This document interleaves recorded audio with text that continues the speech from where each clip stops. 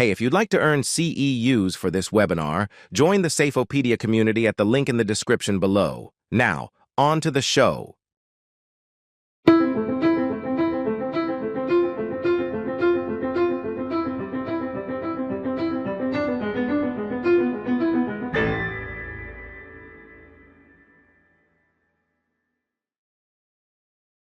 Nikki is a vice president in 3M's personal safety division. She's a well-known leader in the occupational health and safety space and is an in-demand national and international speaker, researcher, and author. She's been with 3M for over 25 years, testing, developing, and educating people about personal protective equipment. Now we all know what that means, right? PPE. She has a doctorate in environmental and occupational health from the University of Minnesota and is a certified industrial hygienist.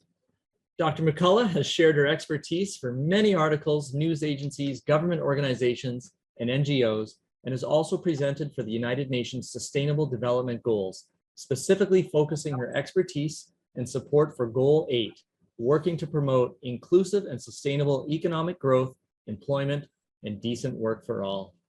It is absolutely my pleasure. With that, Nikki, please take it away. Thank you. Hopefully you can hear me and see me okay. I'm really excited to be here today to talk to you about personal protective equipment because it really is my passion. I was able to do research during my doctorate at the University of Minnesota under Dr. Lisa Brousseau on airborne infectious diseases and respiratory protection. Back in the 1990s, we had multi-drug resistant tuberculosis affecting our healthcare workers. And that really was something that was very concerning, but a lot of other people thought that was something that, you know, I was doing this work, it was going to be done, and then we were never going to care about it again. And fortunately for me, unfortunately for the world, I've been able to stay involved with airborne infectious diseases probably a little bit more than I want. But as mentioned, you know, in that is really my passion for everybody to go home safe and healthy from work everywhere in the world. My job does allow me to travel around the world and see the different experiences that workers have.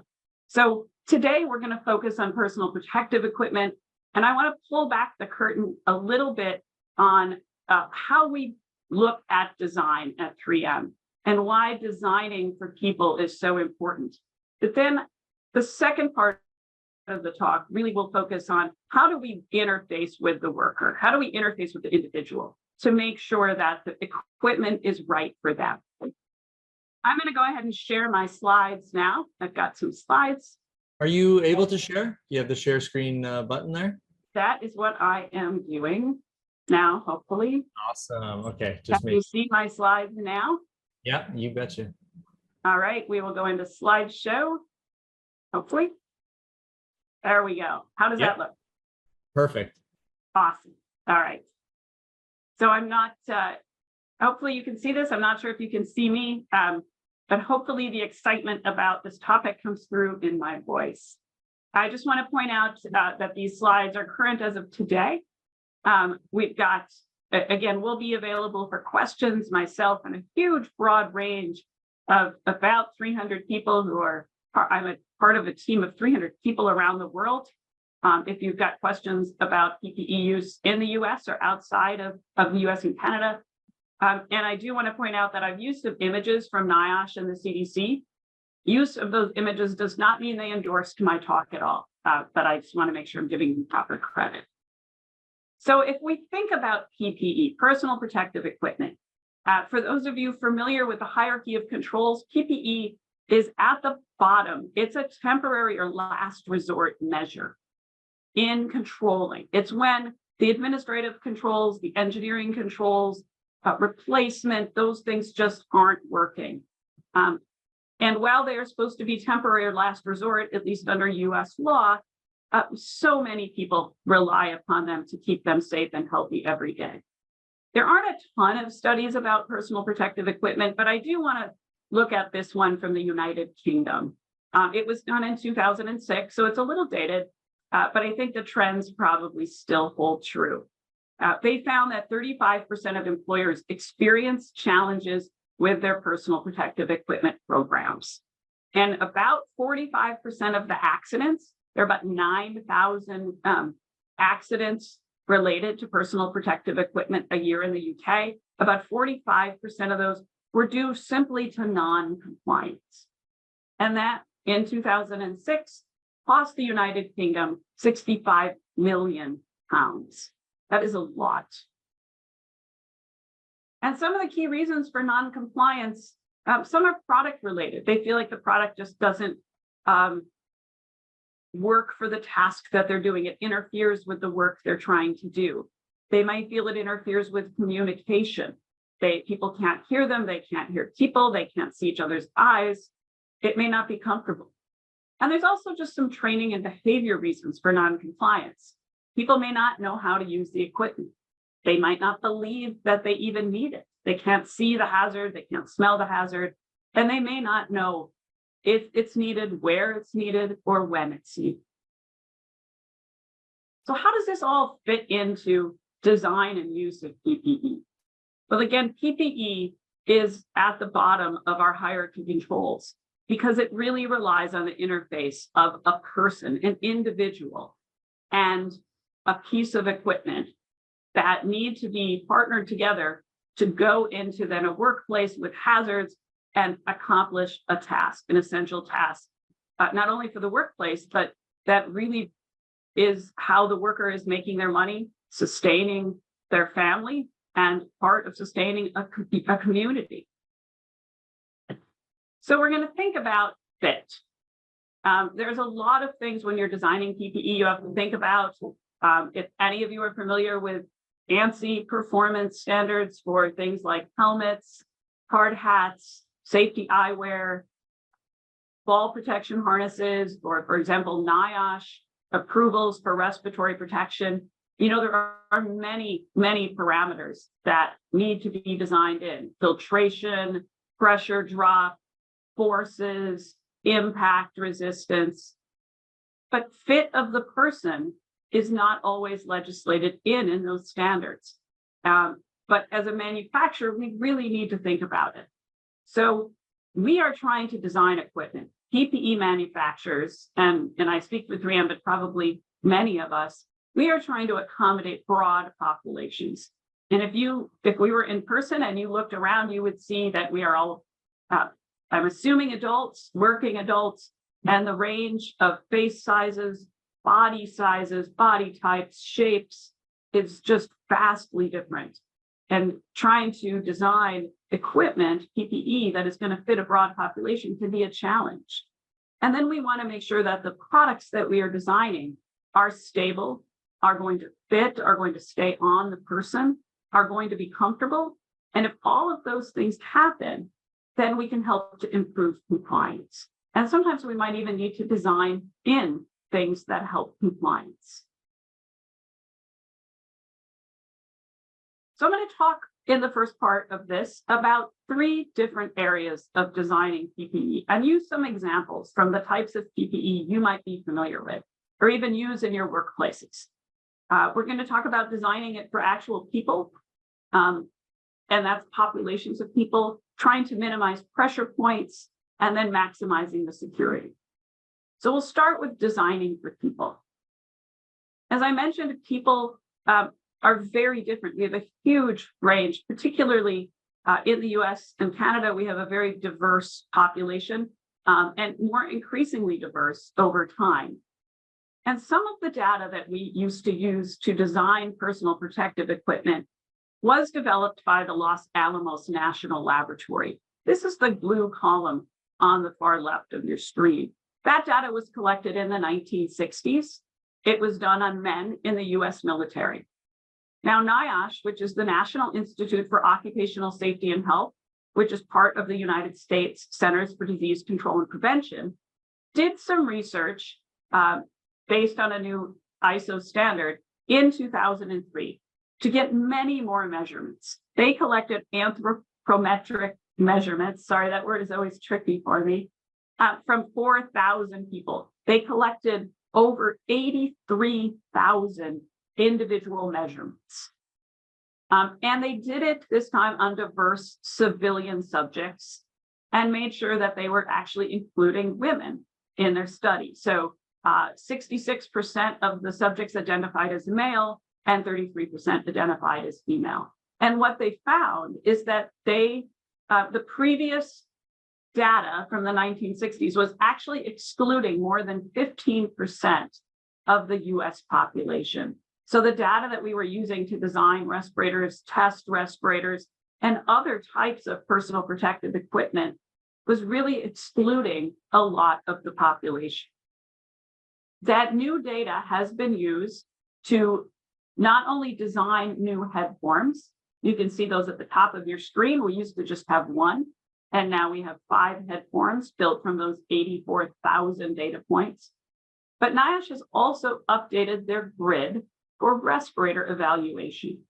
And this is face. You can see that the grid on the top has face width, and that is the widest point of your cheekbones.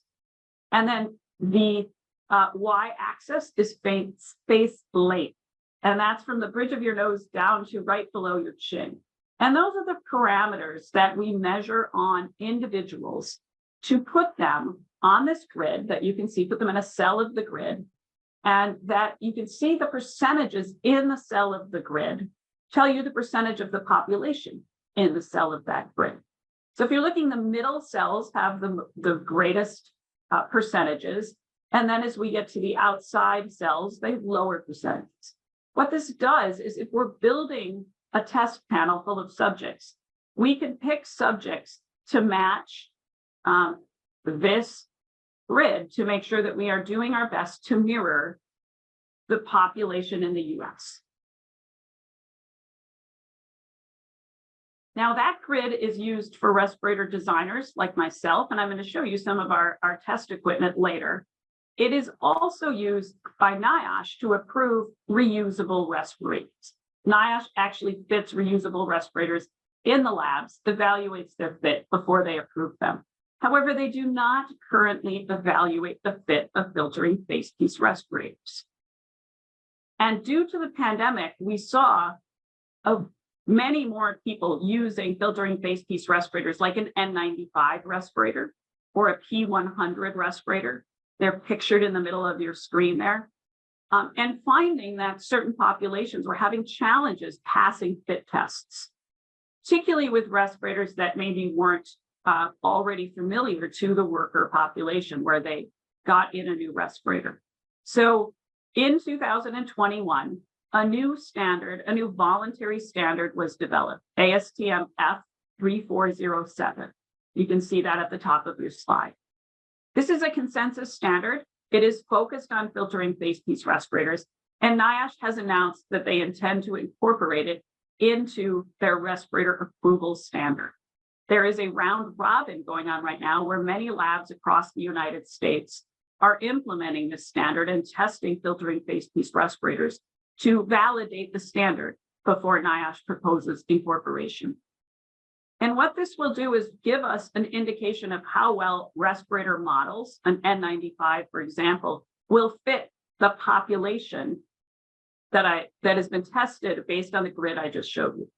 So if we have this number that a particular filtering face piece respirator per this method in the standard fits 75% of the population, that is something that an employer can take into account before they decide to start to do fit testing. Knowing that if they have a very diverse population, they may want to select a respirator that fits a high percentage of the population. If they have a very narrow population, perhaps a very homogeneous population, then they may be able to look for a respirator that might not fit the whole broad population, but maybe has a very high fit test pass rate of perhaps small faces or very large faces. The other thing that this standard, if incorporated, will do, will allow novel head suspensions. And by that, I mean mainly ear loop respirators. Right now, it is not legal for NIOSH N95 respirators to have ear loops, or at least NIOSH will not test those for approval. Once the standard is incorporated, NIOSH has indicated that they do plan to allow N95 respirators with ear loops that can meet the fit requirements to be available in the United States as approved respirators for use within the OSHA scheme. Now, I've talked mainly about the US, and it is important to understand that not every population around the world may want to use that NIOSH grid, because different populations have different facial characteristics. And countries with more specific populations may wish to develop their own grids. You can see on this chart, this is data that we've collected at 3M by being out and actually fit testing and measuring workers in India and in China. And again, it's a very small sample, so we're not saying anything should be developed from this data, but just an indication. You can see that the blue diamonds, which are the subjects measured in India, tend to fall more on the lower part of the grid and are not falling on the higher part of the grid like the US population. And again, the subjects that were measured in China, again, a smaller sample, but those don't completely fill up the US grid, but they also don't overlap, particularly in India. So within countries, China has done some work to develop their own grid, and we may see other countries really develop grids so that they are developing personal protective equipment that fits their subjects. Now, we know that respirators are a complicated device. They protect against a wide variety of hazards, and they do need to have fit testing done per OSHA 1910-134 standards in Canada and certain other countries. But what about some of our other PPE? People might be surprised at the amount of anthropometric data that is needed to design safety eyewear. And that is because we are all very used to glasses. We buy sunglasses or readers, cheaters off of the rack at a supermarket or a big box store without ever really thinking too much about it. But when we have safety eyewear, it is really important that that safety eyewear is comfortable and stays on the head. I've bought a lot of sunglasses that were fine for about the 30 seconds I put them on in the store. When I took them off, an hour later, I had a terrible headache, or I couldn't even keep them on an hour and realized I just wasted $20. That is not what we want to have for our safety eyewear. We really want to have eyewear that is comfortable for the user to keep on for an entire shift. So if we look at the type of scanning that we can do, 3D scanning with safety eyewear, we can get up to 600 points on somebody's head per scan. So I'm going to show you what scanning a person's head looks like. So here is scan of a profile, half of the face. And you can see the scan in the reds is a vertical scan. And then we get into the far right with red and blue making purple, a complete scan of the head. All of those data points are telling us exact measurements on an individual. Again, approximately 600 measurements on a person's face that can help us understand the range, the broad range of faces that we're trying to design something like safety eyewear for, and helping a manufacturer understand if we need to have multiple sizes, if we can design a one size fits most. Here we're looking at different scans of people from the top to understand the curvature of the forehead, the curvature of the face, but also the width of the face. And you can see that there's some dramatic differences there. There are a variety, as you might think intuitively, there is a variety of face widths. There's a variety of face curvatures. Some people have very more flat, some people are more curved. And all of this data helps us understand the parameters, the sort of the bell curve, where are the edges, where is the averages, to help us design safety eyewear that can fit to a person's face. Again, we're going to look at average 50 percentiles from that type of scanning from subjects in China versus Caucasian subjects from the US. And looking at that, looking at the right-hand side, we've got subjects in China with blue eyewear on the top, and US Caucasian subjects, subjects in China are wearing the green eyewear, subjects in China are wearing the blue eyewear, and they're on the bottom, in case the color isn't coming through for you. And we can see that on average, the subjects in China had a wider face than the Caucasian subjects evaluated in the US. We can also see that the angles of the nose bridge in relation to the forehead are different in measuring subjects in China versus US Caucasian subjects. Now, again, we're talking averages here. So there are going to be, overlaps between populations, but we do have to recognize that not just one pair of eyewear can be designed for the entire world. Even designing a pair of eyewear just for one geography can be really challenging. And that is why, if you notice, there are many, many types of eyewear out there. And it's just as important to make sure that we're finding eyewear that fits to an individual as we are to one that is comfortable. And I'll talk a little bit about how we can evaluate that later on. And then earplugs. In preparation for this talk, I was doing a little bit more research on earplugs, and I have to admit that some of the data I found was a little surprising to me. And I've been doing this for 26 years, although respirators are something I'm much more familiar with. But we're all familiar with earplugs. There's a lot of different kinds of earplugs, but I think many people don't really think too much about their earplug. There's a box on the table. Workers are expected to take the earplugs, get them in. They may go in and out multiple times a day. You may see them scattered throughout the parking lot, which I know drives us all crazy. But even your ear canals are vastly different in size. And if we have audiologists out there with us, or occupational health professionals, you probably are very, very aware of this.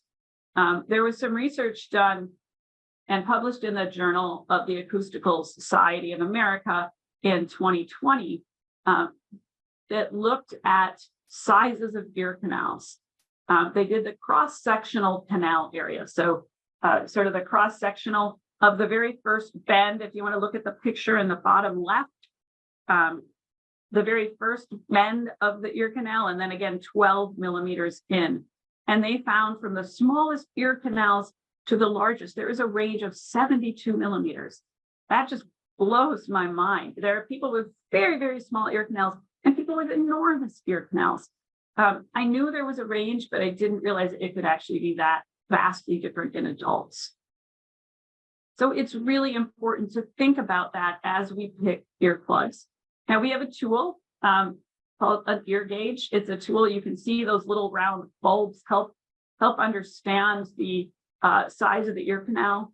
And there's a lot of plugs that are designed for one size fits most. And that means that as a manufacturer, as a designer and manufacturer, we have to do a lot of work in understanding, how far down can the foam be rolled and how far up will it expand and still be comfortable.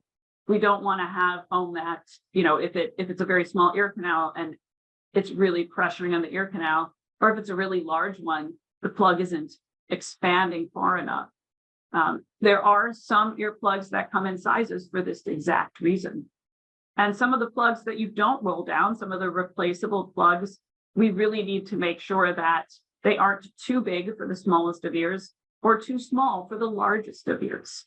So it's something to think a little bit more about. But as we are designing, we are, the folks that are designing the earplugs are really spending a lot of time ensuring that they understand the properties and the sizes of the ear canals that we're trying to fit.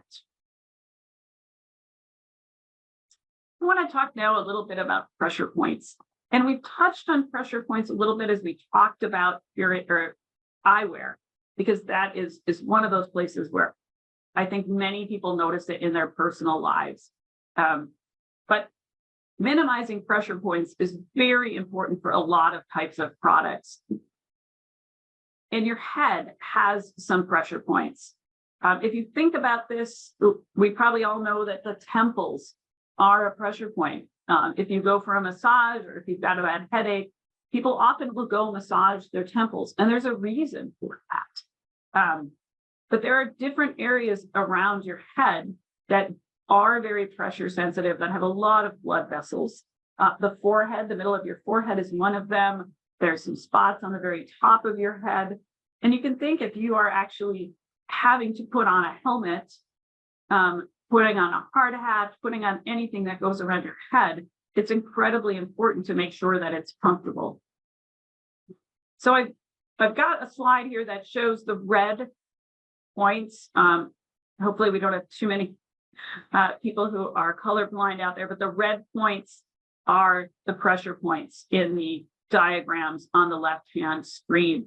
And really understanding where those pressure points are, it's really important to design around them, particularly if you have equipment that is going to be worn all day, like a hard hat, a welding helmet, a powered air purifying hood, firefighter's helmet. It is really important to design around those pressure points so the equipment isn't interfering with those pressure points.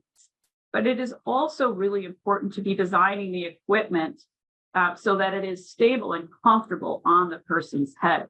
You can see our welder here in the bottom right of the screen does have a welding helmet on.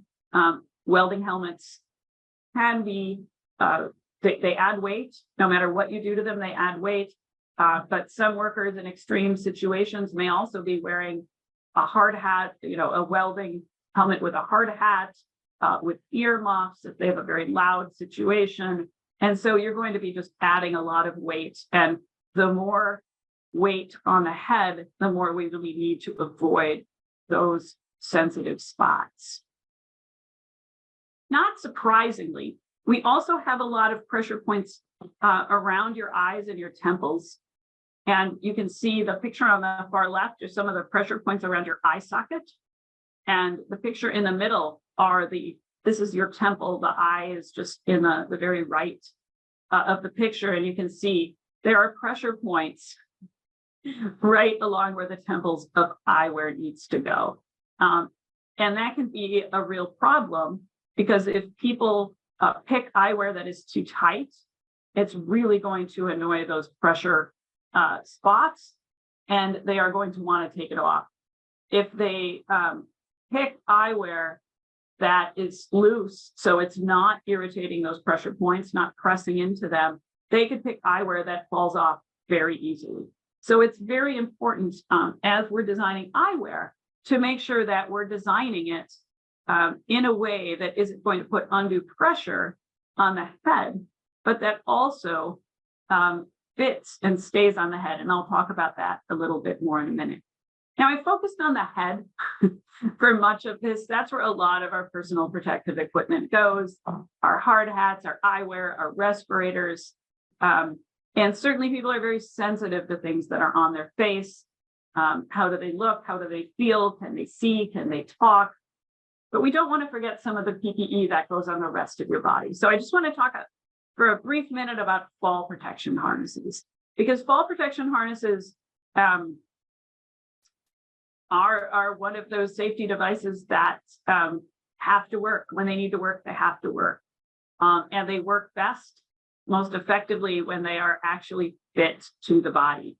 And we have a lot of different body types out there that we're trying to fit harnesses to, and a lot of different tasks that people need to do while working at height or potentially working at height. And you can just see 3 different examples of the pictures on the top. We have a guy working on top of an airplane. We have a guy climbing in the middle, and then a gentleman working at height on the far right. All different tasks, all different body shapes too. So there are a lot of different harnesses. Some are designed for different body shapes. You can see most of those do have a typical backpack harness, but we also have a crossover style, which might be more comfortable, particularly for individuals with breasts. But we also have a lot of designs available in the market for the different types of tasks. You can imagine if you are just walking around on top of a building and you're concerned about falling, you may need a very different harness than you might be if you're climbing, as the picture in the middle. The climbing harness may not be very comfortable if you are just walking around all day. And these harnesses may seem intuitive because we have all put on backpacks, worn backpacks for years. Most of it looks very familiar to a backpack, but it is incredibly important that we are designing these harnesses so that they are fitting individuals and that we are teaching people how to put them on and how to adjust the many buckles and straps properly so that we aren't putting undue pressure, for example, the leg straps. Those leg straps too tight are going to hit pressure points in your legs and be very uncomfortable. However, too loose, and they are not going to be as effective and may even cause damage if there is unfortunate fall. So while these devices might look very intuitive, it's super important to be picking the right size to start with, and then be doing a lot of training on the donning process. And last, just quickly, we'll talk a bit about security. All of these things we've talked about this morning are really super interrelated. But it is very important that once we get the PPE fitting the person, making sure it's designed for the person, making sure we're avoiding pressure points and trying to make it as comfortable as possible, that it actually stays on the body when it is supposed to stay on the body. And again, a hard hat tightened down too far may be painful. One that is loosened then may not stay on the head when it's needed. I know many people, I'm sure this has happened to you, you've either bent over and your sunglasses have fallen off, or the other day, I was at an aquarium and looked down and saw a couple pairs of sunglasses in a pool where people had looked down and their sunglasses had just fallen off. That's not what we want to have happen in the workplace. That can be dangerous for our products that we're making. It's also incredibly dangerous for our workers and erodes their confidence in their personal protective equipment. At eyewear, as an example, there's actually a lot of testing that can be done to ensure that for most people, eyewear has been designed to be secure and stay on the head. And if we look at the chart in the top right-hand area, you can see if something has temporal forces that are too light, they are going to be loose and fall off. If the temporal force is too high, then it is going to be too tight and not comfortable, and people might take it off. So we're trying to hit a temporal force right in the middle of the comfort zone. Now, this can be a particular challenge if we're trying to fit to a population of very small faces as well as very, very large faces, where the area that we're trying to cover is vastly different between individuals. So there are ways to design eyewear. It's called pressure diffusion technology, where no matter how far apart the temples are, they're exerting the same pressure on the head. And you can see the eyewear in the middle. The eyewear is kind of curved, the temples are sort of bowed around, and that is because these have been designed with that technology where it diffuses the pressure equally, no matter how wide the eyewear is. Some of the testing here is looking at how we can, as a manufacturer, understand that down in the bottom left, we've got the force deflection temple tester. You can see, if you can, the eyewear in this device, and it is pulling apart those temples to see how much pressure is being exerted to make sure that we are exerting equal pressure across different sizes. And this middle one, repeating jog test, is making sure that if somebody is jogging, that eyewear is still staying on their face. It is not popping off if somebody is going up and down. Just a few examples of the types of population type testing we can do as manufacturers. Now, once we've developed a product, we've put it out on the market. Again, it might look really simple, but hopefully you're starting to understand some of the technology that we put into it. We need to validate it. And some of that is on us, the manufacturer. Some of that is on the employer. So we're going to talk a little bit about the different types of studies that we can do. Again, fitting the PPE on an individual, again, not a population. We've talked about population, but every person is different. And we really want them to be confident in the performance of their product. We want them to understand why this product was selected for them. And fitting the PPE is a great opportunity for training. I really like this quote by Benjamin Franklin: "Tell me and I forget, teach me, I may remember, involve me and I learn." And when you're doing fit testing or fit evaluations of your products, that's what you're doing. You're involving your workers. This is our fit test laboratory. You can see this is where we do product research, but we also can do individual employee fit testing here. This 3M is a very large employer as well. So I get both viewpoints of a manufacturer and an employer. This is the type of laboratory we can do tests on real people, on individuals, to understand how well our products fit on individuals. And we have chambers all over the world. We have 3 chambers full-time in our headquarters in St. Paul, Minnesota. But again, China, Europe, South America, Asia, where we are doing testing on people. We also do what we call simulated workplace protection factor study.